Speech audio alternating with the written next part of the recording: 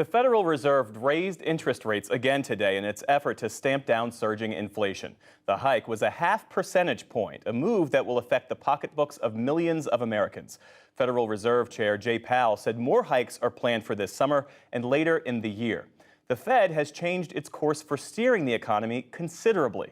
But as economics correspondent Paul Salmon reports, it's trying to do so without triggering a recession. Today's rate hike, combined with the increase announced in March, means the Federal Reserve is moving forward with the biggest monetary tightening since the year 2000. It comes as the country endures the highest inflation surge since the 1970s, triggered by the supply chain snags you've kept seeing in footage like this, the government's pandemic spending ballooning the annual budget deficit, and now Russia's invasion of Ukraine.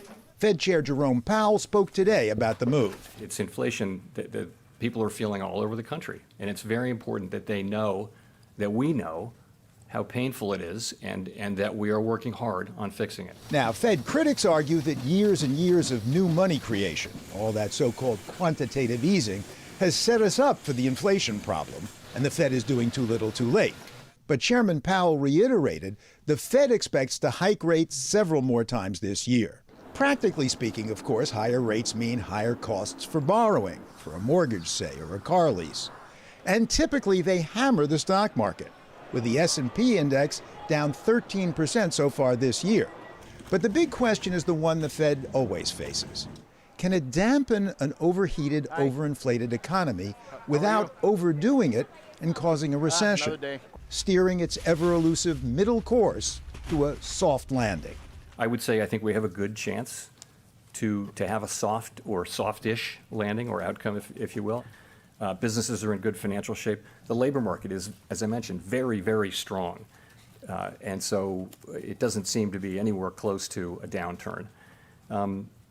Therefore, the economy is strong and is well positioned to handle tighter monetary policy.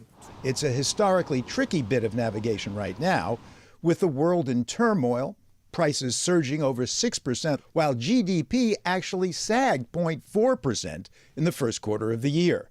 On the other hand, jobless claims are at their lowest level in decades, and in March, employers posted a record 11.5 million job openings. Dana Peterson is Executive Vice President and Chief Economist at the Conference Board. I think this is an enormously difficult task for the Fed because the Fed recognizes that not all of the drivers of inflation are things that they can directly control. So all of a sudden we have faster inflation, again, caused by a confluence of events. And certainly, meanwhile, you have a full labor market. And we haven't seen this sort of thing in quite some time where most people are working. So finally, the Fed has begun to sell off some of its debt portfolio, which has more than doubled since March of 2020 and is up ninefold since the crash of 2008, when the Fed began buying bonds to rescue the economy. For his part today, President Biden touted the continued strength of the economy and even the reduction of the annual deficit. We're on track to cut the federal deficit by another $1.5 trillion by the end of this fiscal year. That's due in no small part to the end of some pandemic spending programs. But President Biden said his economic policies have led to growth and revenue that is shrinking the deficit as well. Bringing down the deficit is one way to ease inflationary pressures in an economy where a consequence of a war and gas prices and oil and food and it's a different world right this moment because of Ukraine and Russia. And the president noted the government is paying down a bit of the national debt for the first time in 6 years. For the PBS NewsHour, Paul Salmon.